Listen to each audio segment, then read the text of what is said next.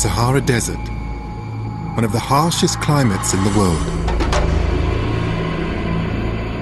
A huge expanse of unforgiving rock, scrub and sand the size of Europe.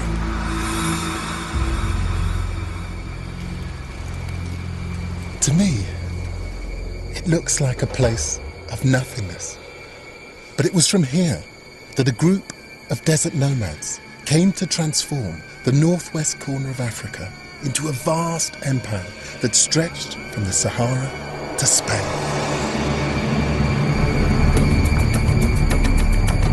What started with one man's mission grew into a kingdom which lasted for centuries. Its rulers generated tremendous wealth, created great architecture, and promoted sophisticated ideas in an ordered society. They were called the Berber, and they changed this part of Africa forever. We know less about Africa's past than almost anywhere else on Earth. But the scarcity of written records doesn't mean Africa lacks history. It's found in artifacts, culture, and the traditions of the people. In this series, I'm exploring some of the richest and most vibrant histories in the world. I'm here in Morocco to explore how a small collection of Berber nomads created a vast kingdom out of nothing, and how the very forces that created that kingdom ultimately helped to destroy it.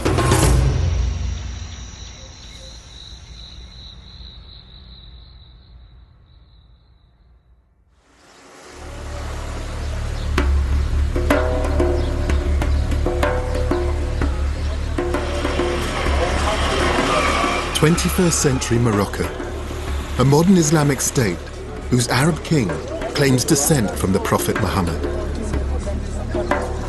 He rules over a country with a culture and a history as diverse as its landscape. Morocco has coasts that face the Atlantic and the Mediterranean Sea, snow-covered mountains almost as high as the Alps, and the bone-dry fringes of the Sahara Desert.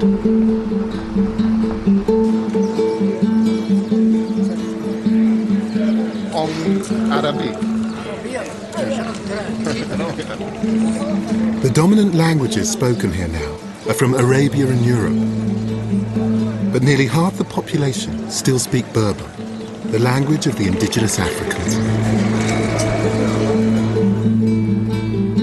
1,000 years ago, this was their land, but there was no sense of a nation-state. Instead, on either side of the Atlas Mountains lived small, independent Berber clans of farmers, traders, and nomads. These people were Muslim, but they maintained their traditional Berber customs. And they didn't always follow Islam to the letter of the law.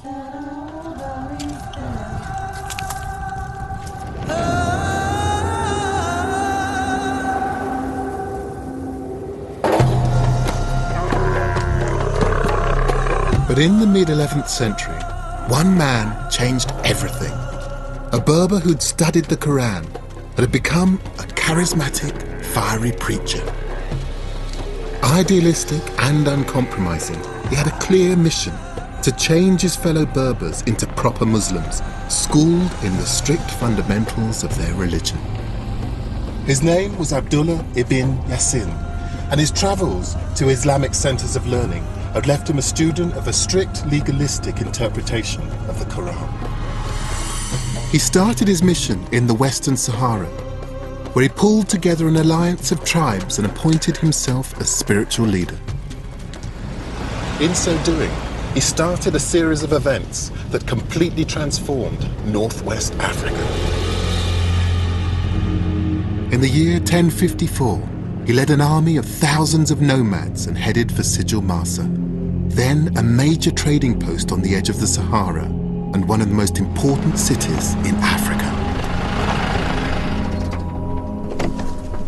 Ibn Yassin and his followers were called Almoravids, from a phrase meaning those bound together in the cause of God. They were determined to bind everyone to the cause. They had one simple mission: jihad.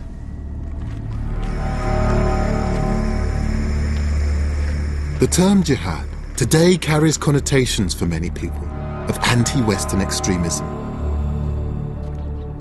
But Ibn Yassin's holy war, his struggle to uphold a true understanding of Islam, was aimed at his fellow Muslim Berbers.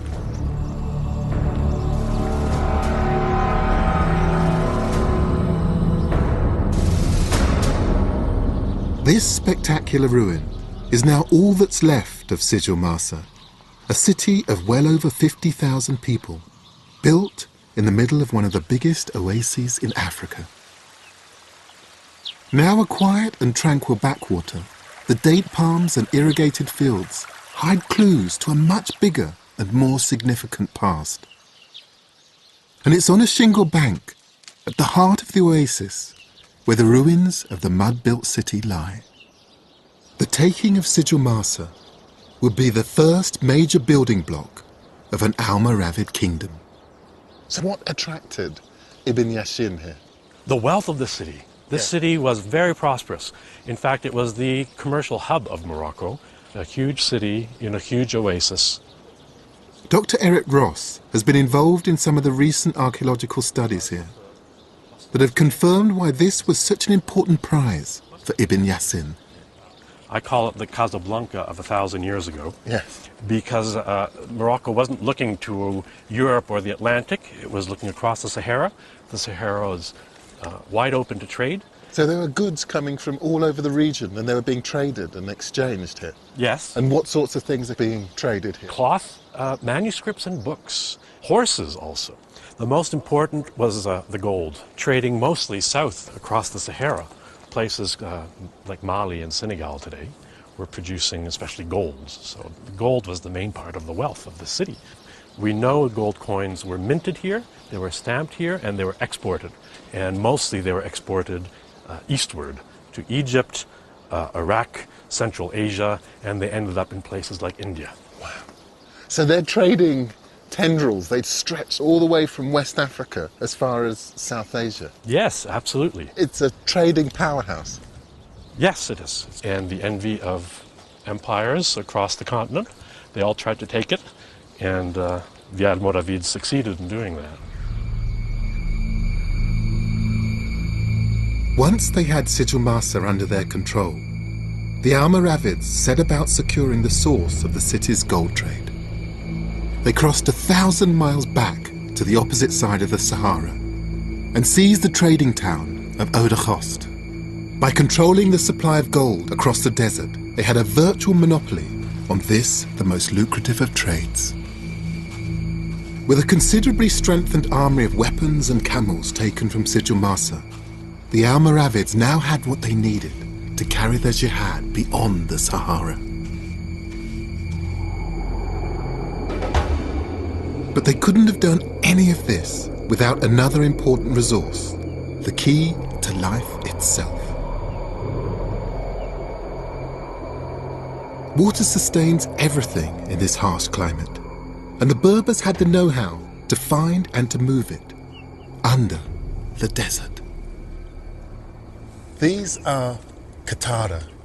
They're part of an ancient Berber irrigation system. And you see these mounds stretching out across this landscape. What you see on the surface belies a very complex network of tunnels that sit underneath the ground, funneling the water across this landscape. Because water was such a rare resource. These access shafts are all that you see of the gently sloping tunnel system that taps into the underground water table. These systems could take water for miles in this very arid, dry, hot landscape, and to take it where it was needed. And it just says how the Berber understood this landscape, how they worked with it, how they used the small resources that they had to their advantage. With a powerful army, money, and the rallying call of Islam, Ibn Yassin now had the potential to create a Berber nation. the Almoravids' jihad had an unstoppable momentum, but now they wanted to take their brand of Islam to every Berber. And that meant crossing the Atlas Mountains.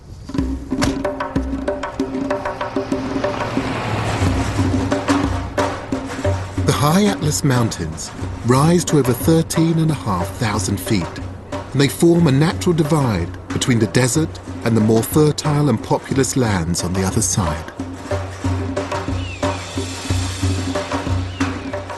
But these were dangerous times, and this was a perilous area to be traveling through.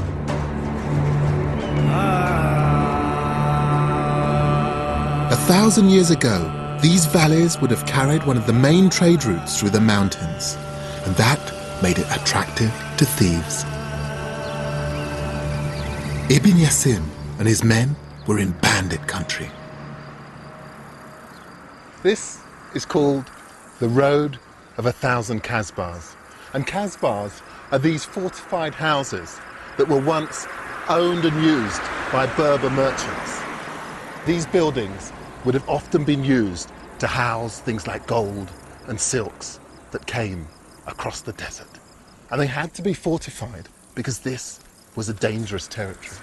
These are beautiful buildings, but their fortifications give a sense of what it was like in those days.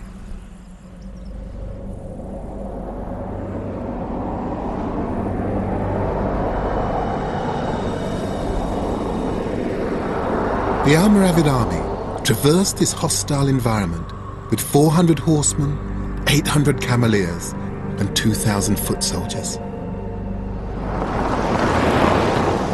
It was a treacherous journey in an alien landscape. 1,000 years ago, when Ibn Yassin and his army came up these passes to cross these mountains, they were entering completely new territory. They were desert warriors, and these mountains and everything beyond was a completely different environment to them. But they had a clear goal. To the northwest of the mountains lived the tribes of Berbers that the Almoravids considered to be heretics. In 1058, the first people to feel the force of Ibn Yassin's army were the rulers of Agmat, a small city nestling in a lush valley on the north side of the mountains. Agmat became the new headquarters from where the army took their jihad to the tribes nearby. But it's been difficult for historians to uncover what life was like in Agmat at the time, for one simple reason. No one knew where ancient Agmat was. It was thought to be a lost city. But actually, it was right here, beneath our feet. The dig has revealed only a small portion of the city so far, but this hammam, or bathhouse, is one of the most substantial and important finds. These remains illustrate the scale of the settlement here and show just how expertly they understood how to use water as a foundation of civic society. L'eau est une richesse très importante dans la région. Abdullah Fili has been slowly unearthing the remains of the buildings here since the dig first started. Au-delà de l'utilisation de l'eau dans les bâtiments publics comme le hammam, la mosquée, le palais, etc., nous avons également l'utilisation d'eau dans l'irrigation, on répartit l'eau selon deux composantes. La première composante, c'est les bâtiments publics et les bâtiments privés, les maisons, etc. Et puis après, les 3 autres jours, c'est pour l'irrigation des champs. Remarkably, this entire building, which dates from the time of the Almoravids, more than 1,000 years ago, was excavated almost intact. Et effectivement, on trouve que c'est l'un des plus anciens hammams au Maroc. Après celui, il représente donc l'un des plus grands hammams de l'Occident musulman. Et ça permet effectivement d'avoir un chef-d'œuvre architectural extrêmement important. C'est énorme comme hammam. Il fait pour le moment 500 mètres carrés, ce qui est exceptionnel pour un hammam parce que ça demande justement une ingéniosité au niveau des techniques de chauffage, au niveau des techniques de l'alimentation en eau. This is absolutely amazing. I'm used to seeing their earth-built buildings, but to see this kind of stone and mortar construction, but also the water engineering, this is real innovation. It's so exciting. There was hot and cold running water. The temperature of the 3 rooms increased the nearer they were to the huge fires that heated the water as it came into the hammam. This was civilized living.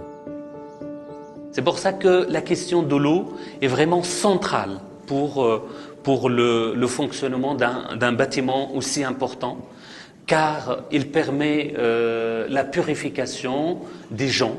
Les gens viennent ici se purifier, par exemple, 1 fois par semaine, 1 fois toutes les 2 semaines, etc., pour se reposer, parce que le hammam, avec le système de chaleur, ça permet de reposer les corps et aussi parfois les esprits.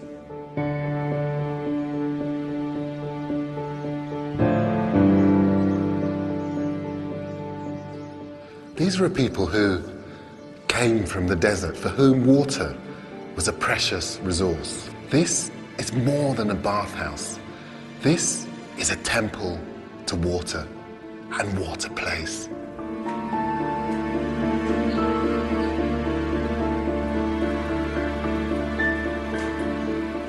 The Almoravids were beginning to appreciate city life, but there was a problem. For desert nomads, this city was just in the wrong place. Surrounded by mountains and hills on 3 sides, Agmat was not in a good defensive position. As people most suited to fighting in the open, it made them feel vulnerable. After little more than a decade, the Almoravids looked for a new home, a new base from where they could expand and take on even more territory and infidels. The Almoravids had the desert in their DNA, and they chose a flat, dry, open piece of land around 20 miles from the foothills of the Atlas Mountains. They pitched their tents and named their city after the Berber words, the land of God.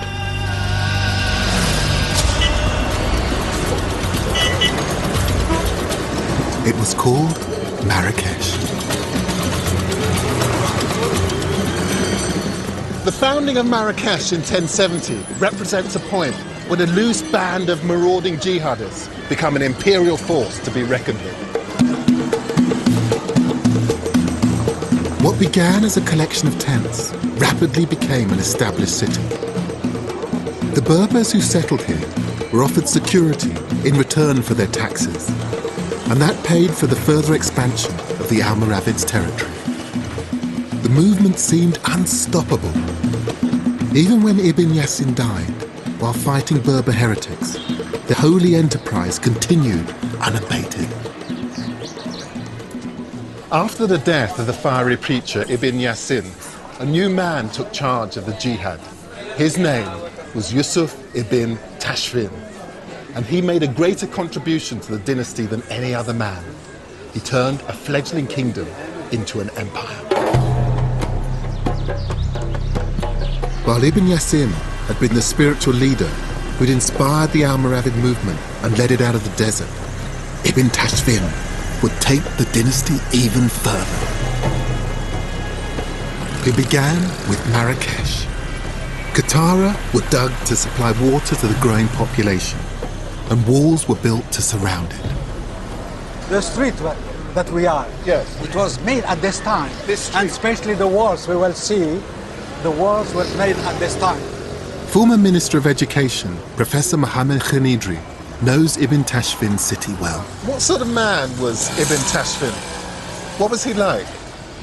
Yes, Ibn Tashfin was a very high man, very courageous, and beautiful, handsome man. Beautiful, handsome, yes, handsome.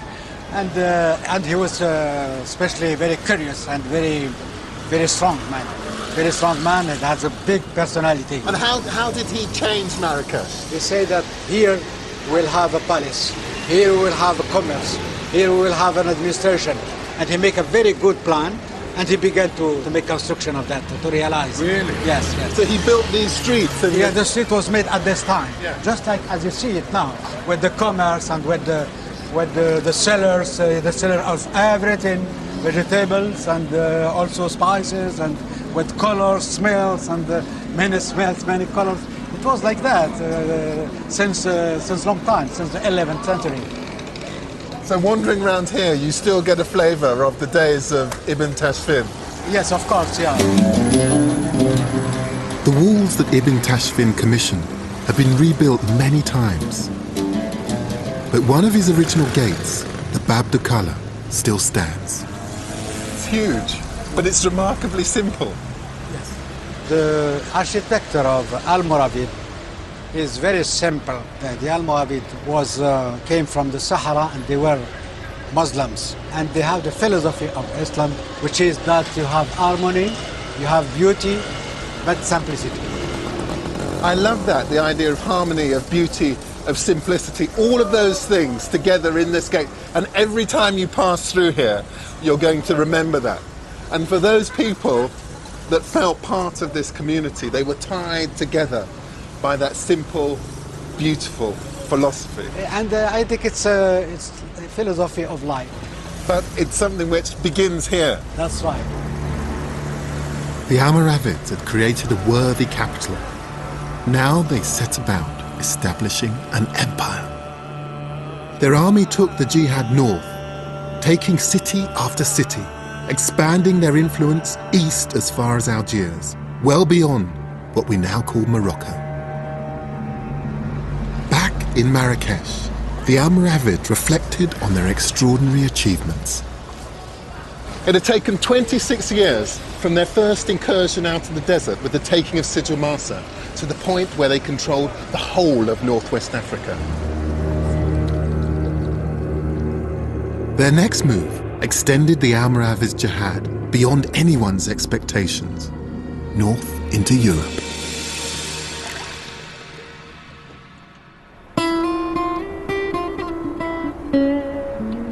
A parallel Islamic world had existed in Spain and Portugal since the early 8th century. It was called Al-Andalus, and it had flourished under the Caliph of Cordoba into a rich civilization of lavish palaces and elegant gardens. Now in the 11th century, it had broken up into weaker city-states. These were being attacked by Christian armies from the north of Spain, and the Muslim rulers appealed to the Almoravids for help.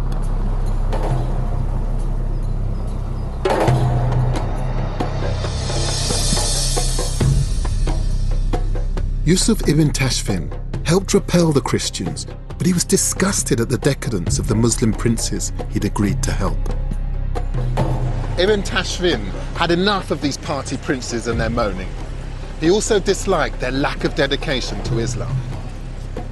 But he decided he had an obligation to save the souls of their Muslim subjects.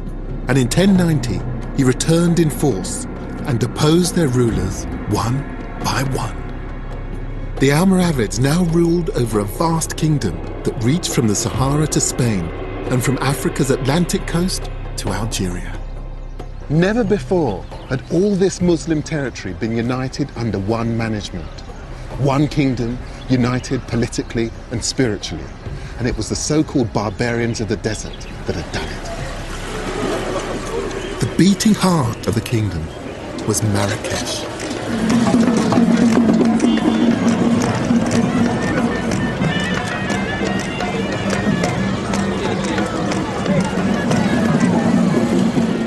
This was a place where people came to exchange stories, ideas.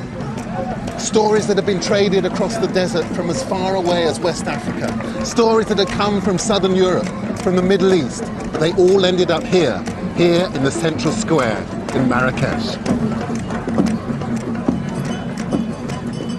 By the beginning of the 12th century, the square here had become the news hub of the empire.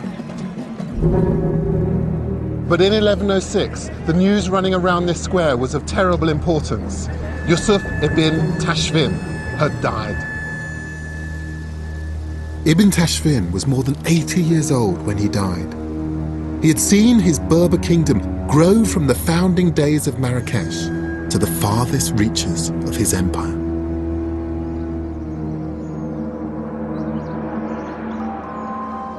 But now, the warrior king was dead, and the mantle of ruler of the Almoravids dynasty passed to Ibn Tashfin's 23-year-old son, and a very different era began. One of power and privilege. Ali was the first Almoravid leader not to have known the desert or its hardships. He knew the royal palace and its luxuries. At the time of his father's death, the royal treasury housed 13,000 boxes of silver and 5,400 boxes of minted gold. He was loaded. The new leader worked hard to make Marrakesh even more splendid, and he ordered a new palace to be built. It was part of a beautification plan for the city, which drew heavily on the architectural influences of Andalusia.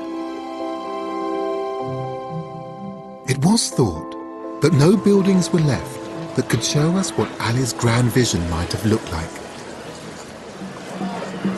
Then, in 1952, buried under some outbuildings, they found this.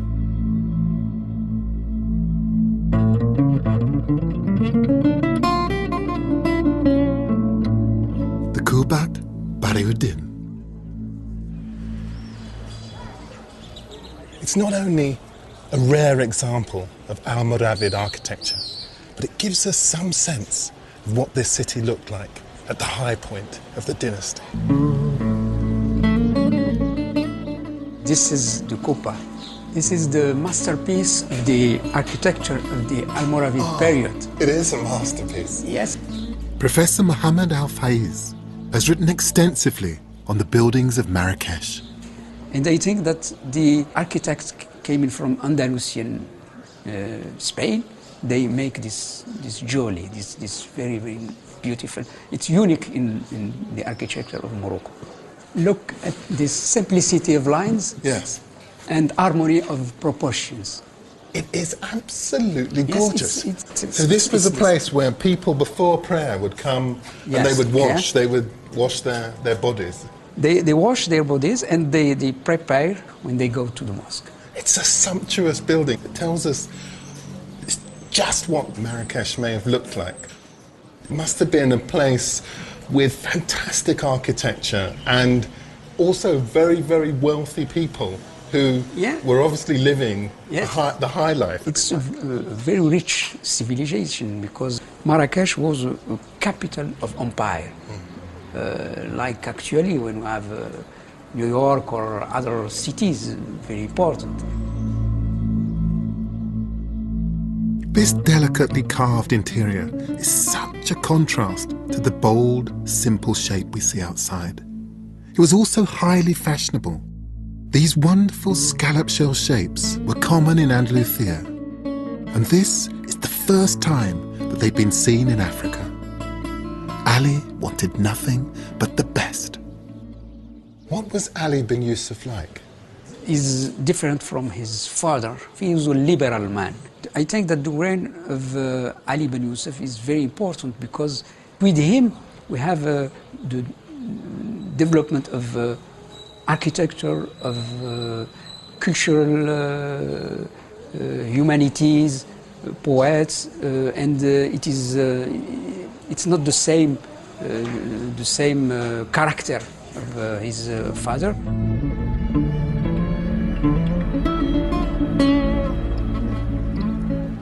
This is a massive architectural statement in the palace grounds, which shows just how far the Almoravids had come since their days as desert warriors bent on holy war.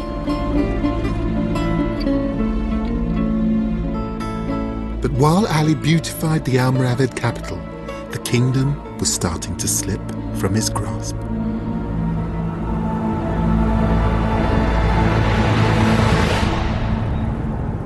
Under Ali, the link to the desert tradition was broken, and to some, the Almoravids seemed to be going soft. High in the mountains behind the city, a force even more powerful than the Almoravids was stirring. The fires of dissent were being stoked by rival Berbers holed up in the high Atlas Mountains.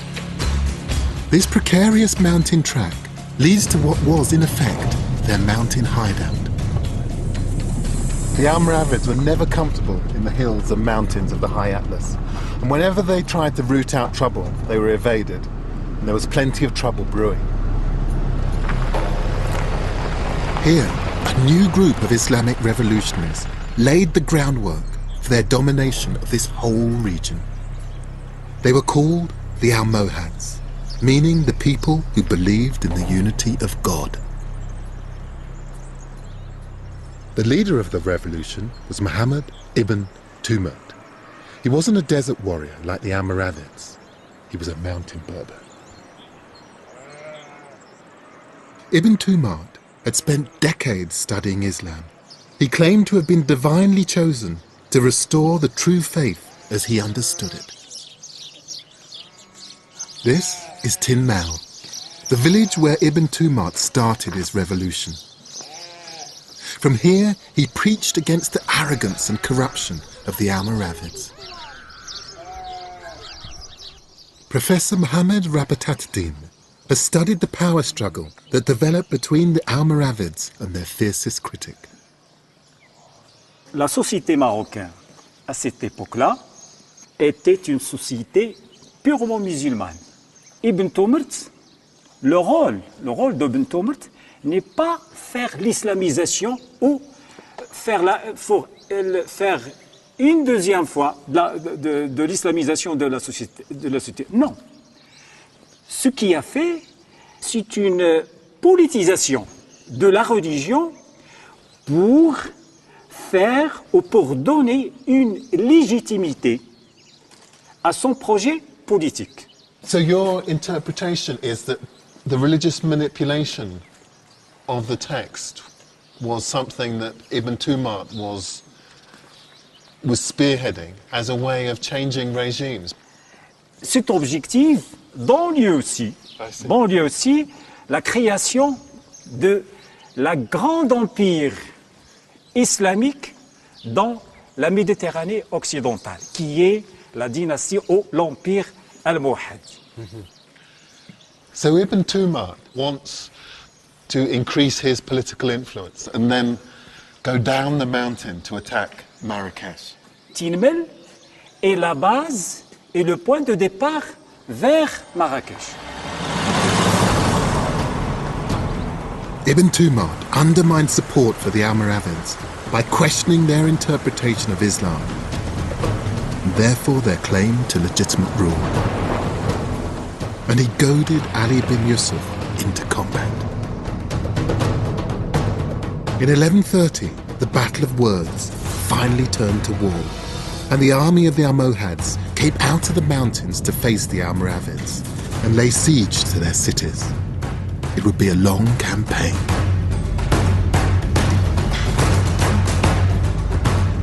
In Marrakech, the city walls were reinforced and rebuilt by the Almoravids in direct response to the Almohad threat. A culture based on nomadic traditions and tents turned in its most desperate moment to huge walls like this to protect themselves. But their ancient belief that walls imprisoned rather than protected proved true as they became increasingly confined to the city.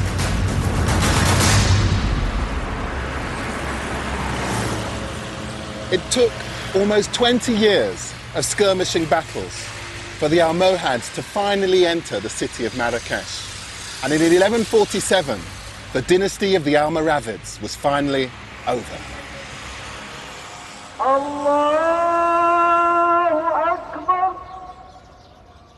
Once inside the city walls, the Almohads wanted to stamp their authority on the city, and they started by replacing the most significant of the Almoravids' buildings. This is the Kutubiyya Mosque, named after the Al-Kutubiyin, or the booksellers who used to ply their trade here. It's also Marrakesh's most important building.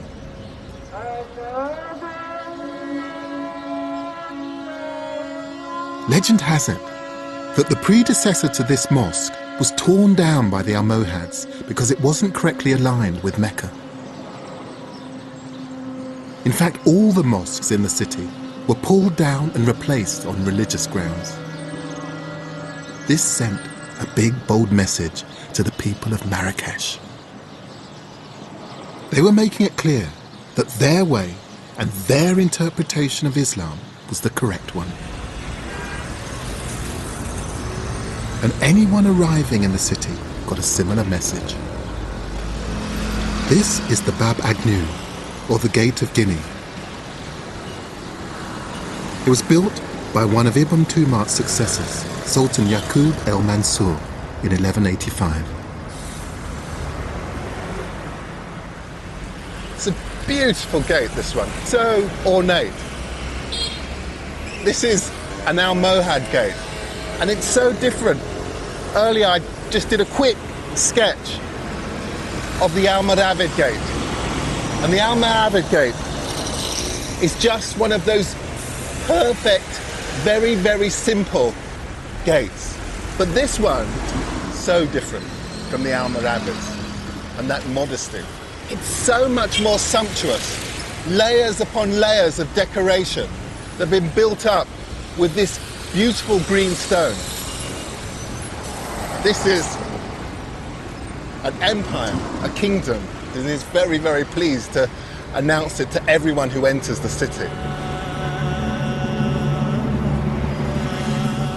Almost everything the Almohads built seemed more substantial, more impressive than that built by their predecessors.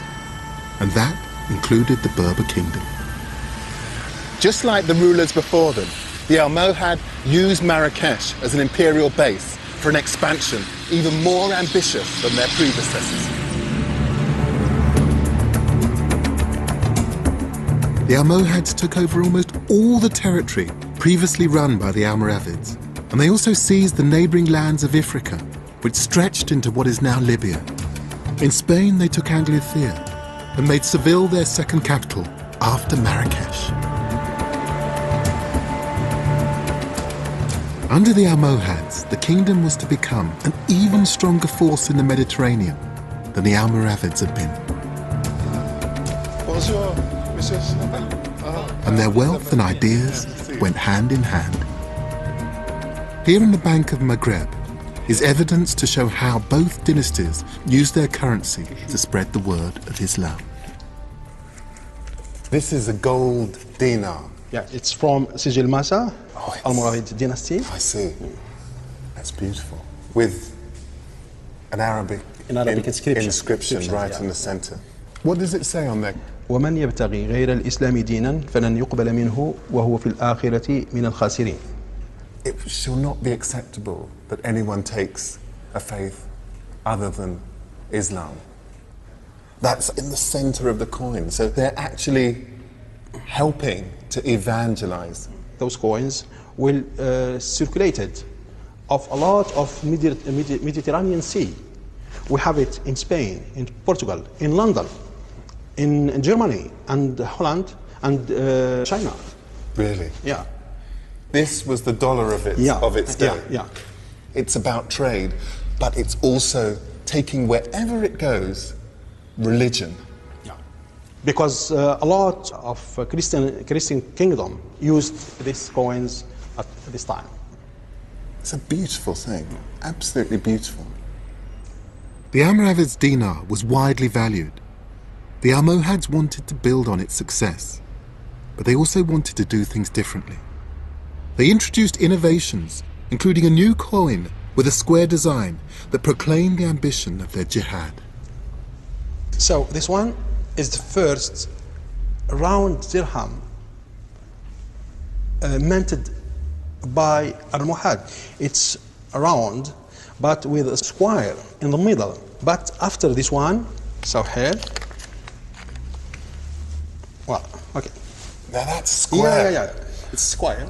So They created these circular coins first with the square inscription in the center, and then they reduced them down just to these squares. Technically, in the mint of coins, it's easy to do something the coins which is square. So these squares were much more efficient to be minted because there was much less wasted from a square sheet of silver. That's correct. And it's amazing that that's just a tiny thin wafer of silver, and yet it represents so much. These four sides were seen as being symbolic of the four sides of the kingdom, of the different directions. Looking eastward, eastward towards India, towards China, looking north up toward Europe, looking south towards the desert, and west towards new opportunities. But this is about an empire expanding.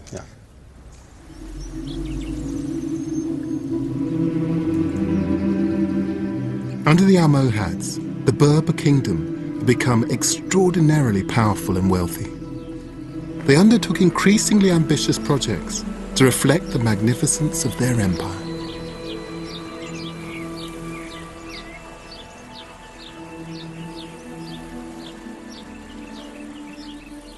These are the Agdal Gardens in the grounds of the Royal Palace in Marrakesh. Almost 1,000 acres of orange, lemon, fig, apricot and pomegranate trees, linked by olive-lined walkways, all irrigated by water brought from the mountains over 20 miles away. And I think they're beautiful.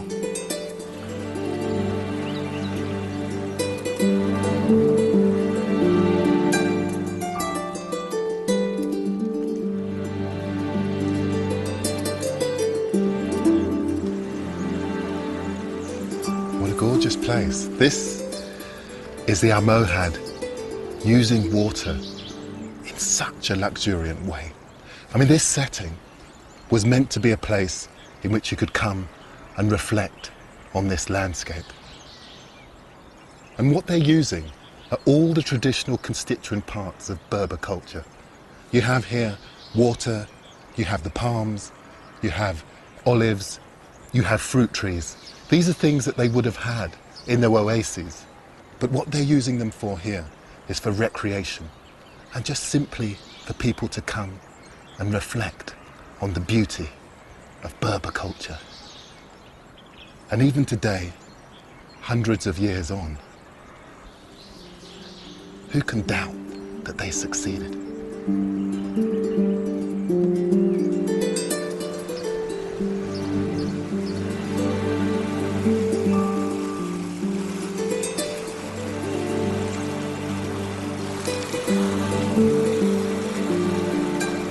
At the end of the 14th century, the Muslim philosopher Ibn Khaldun wrote about the Berber state being just like a garden. Within this garden, the government turned like a wheel.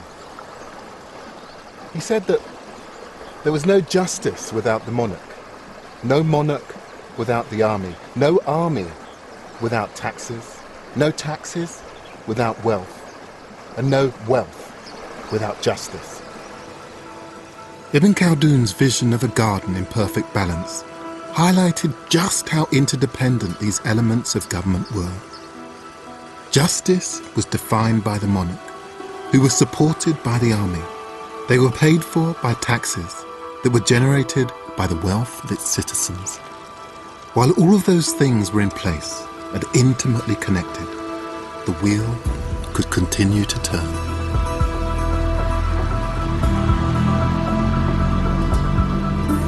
And 240 miles north of Marrakesh is a city that shows how well the system worked while it remained in perfect balance.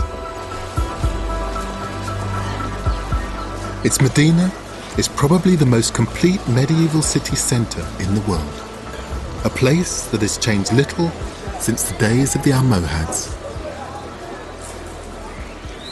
This is Fez, one of the great cities of the empire. Then, as now, a great centre of trade. From here, the Almohad traded in things like sugarcane and cotton, like gold and copper and pottery. But some of the most significant things they dealt in were ideas. In spite of their religious views, the Almohad were not intellectually repressive. The ancient University of Fez attracted thinkers and scholars from right across the Mediterranean. Deep in the centre of the old Medina is a theological college. It welcomed hundreds of scholars through its doors during the years of the Almohad reign. Librarian Abu Bakr showed me some of the most priceless books in the collection. And this volume is actually illuminated, and that some of the words are picked out in gold, and this plate here. Written by Ibn Tumar, he describes in detail his interpretation of the finer points of the Quran. Oh! Look at that. You'd come in here obviously to learn, but this is just so uplifting visually as well. It's just such a privilege to see. It's just the richness of it. ازدهارا علميا كبيرا وحركة علمية كبيرة تجلت في الخصوص في ظهور شخصيات مرموقة في مختلف العلوم، سواء في مجال الفكر أو التاريخ أو الطب والفلسفة وكذلك العلوم الشرعية وباقي العلوم الأخرى. One of the scholars who worked here, perhaps surprisingly, was Moses Maimonides, still regarded as the most important Jewish philosopher for the past 2,000 years. And this beautifully bookworm-ridden volume was written by another of the intellectual titans that were based here, the Andalusian philosopher Ibn Rashid, known in Europe as Averroes. Oh, look at that. Most famous for his commentary on the works of Aristotle, he was a significant link between the ideas of ancient Greece and medieval Europe. Page after page. On its extremely delicate, wafer-thin pages are his thoughts on Islamic law. وعنوانه بداية المجتهد ونهاية المقتصد، وكتاب في الفقه. فهذه الفترة عرفت يعني ازدهارا فيما يتعلق بمجال التأليف. It's fascinating because these are figures who talk about Islamic studies, but they're putting it into a much wider intellectual context.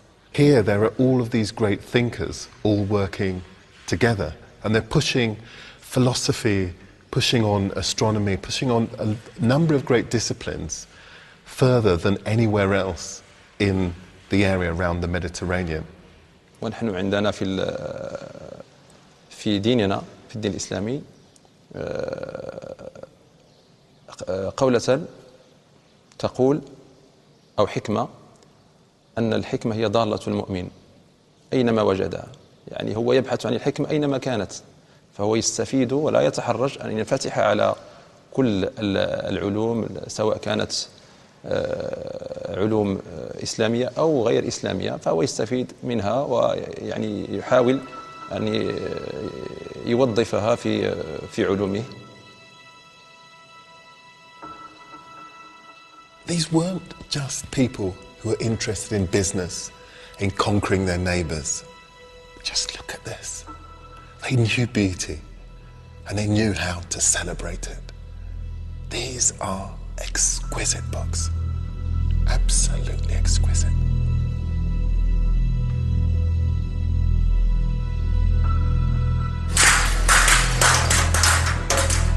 Directly outside the college, the atmosphere is peppered with the almost constant sound of hammering. The Medina is still a place of work. At the height of the Almohad Empire, Fez had 372 mills, 9,082 shops, 47 soap factories, and 188 pottery workshops. This wasn't so much as a market town, as a centre of industry. And in one corner of the Medina is an ancient industry as old as the city itself.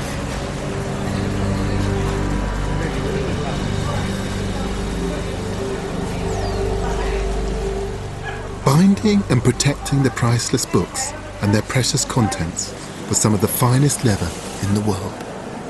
And it's still made today, as it would have been during the Almohad's reign.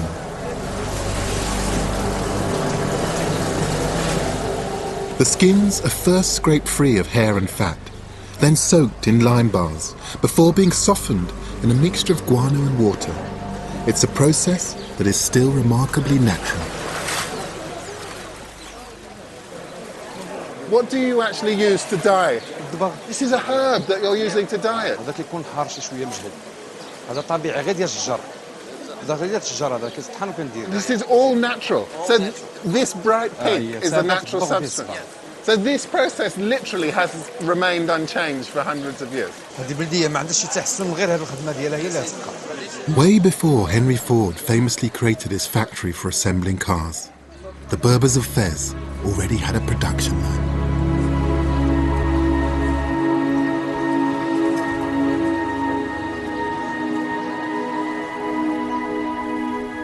Intellectually and economically, the Almohads were in charge of an empire that ranked alongside the greatest of that time, anywhere in the world. This was the high point of the Berber kingdom, but controlling such a massive realm brought its own problems. By the end of the 12th century, this fort at Rabat overlooked an armada of ships at anchor. The Almohads controlled substantial amounts of the Atlantic and Mediterranean coast, and armies were being carried by sea to far-off battlegrounds. Seaports like Rabat had become crucial, and by the end of the 12th century, the Almohads' greatest ruler, Yaqub el-Mansur, developed the town into his military headquarters.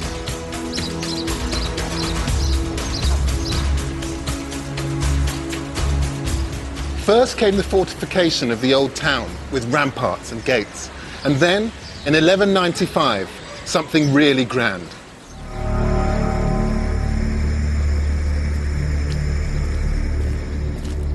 It had 400 columns and pillars. It was big enough to hold an entire army. And it would have been the largest mosque in the Islamic West, if not the entire Muslim world. As ambitious as the great Roman architecture of North Africa or the buildings of Mecca, it spoke to their heritage and to God, and it was as permanent a statement as could be made. But we'll never know if this would have been the grandest mosque in the world, as this isn't just a ruin, it's an unfulfilled dream. The reason why there's no top on the minaret or roof on the prayer hall here is that in 1199, only 4 years after work started, Yaqub el-Mansur died. The mosque remained in this unfinished state. His grand vision was never completed. El-Mansur was the last strong leader of the Almohads, and his death marked a critical turning point. It was the beginning of the end of the Almohad dynasty. Squabbles over his succession allowed rival Berber tribes to vie for power, and the weakness at the centre had repercussions further afield. In Andalusia, a fundamentalist Christian crusade gained the upper hand against the equally fundamentalist jihad. The Almohads were humiliated by the Christians in a decisive battle in Spain, from which their army never really recovered. And the grip on Ifriqa was lost as Arab tribes rebelled against the Almohad rulers.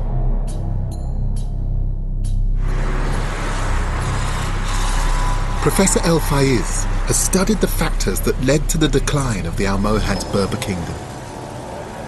There are external factors. Almohad army facing the Christian army in Spain, they don't succeed. They lost also the control of the Mediterranean Sea. So on every front, things are collapsing in. Economic factors are very important in the explanation of the decline. They don't control the trade. There is no money, no budget to control population. Internally, They lose their tax revenue as local people begin to turn against them. The different ethnic groups then begin to fracture and fight against the regime. And gradually, the empire begins to disintegrate. It is that kind of, that wheel, that problem of one of those factors breaking down means that the whole empire then begins to fail. All these factors contribute in time to the collapse of this dynasty.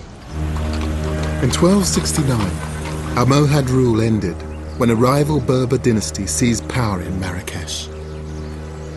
The collapse of the Almohad Empire didn't happen overnight. It happened over decades.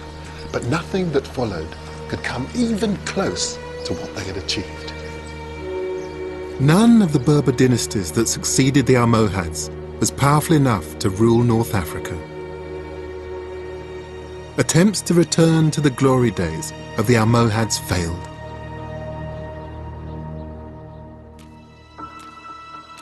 In the 16th century, the kingdom of Morocco was revived.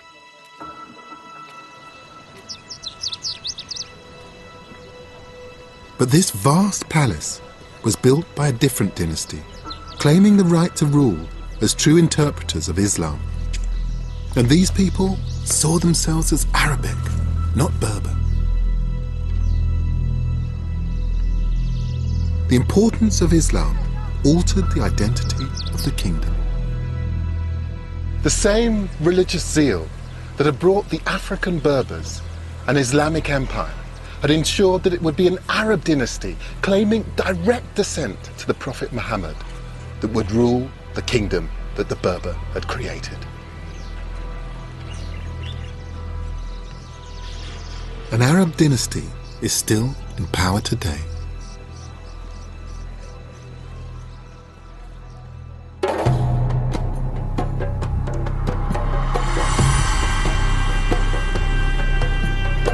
After 5 centuries of Arab rule, many now think of Morocco as an Arab state with an Arab history. This is a kingdom with roots that are distinctly African. A group of indigenous nomads from the desert had achieved what no one else has ever done. They united a disparate group of Berber peoples under the banner of Islam and created an African empire that stretched into Europe. The Berber story deserves its place among the continent's great histories.